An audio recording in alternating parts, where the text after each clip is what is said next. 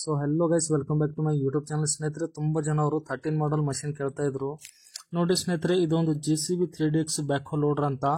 ಸ್ನೇಹಿತರೆ, ಈ ಮಷಿನ್ ಸೇಲಿಗಿದೆ.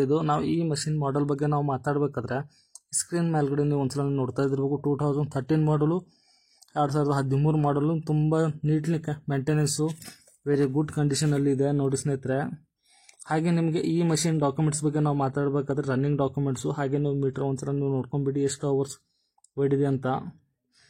ತುಂಬ ನೀಟ್ಲಿ ಮೇಂಟೆನೆನ್ಸ್ ಮಾಡಿದ್ದಾರೆ. ಈ ಮಷೀನು ತುಂಬ ಚೆನ್ನಾಗಿದೆ, ವೆರಿ ಗುಡ್ ಕಂಡೀಷನಲ್ಲಿದೆ.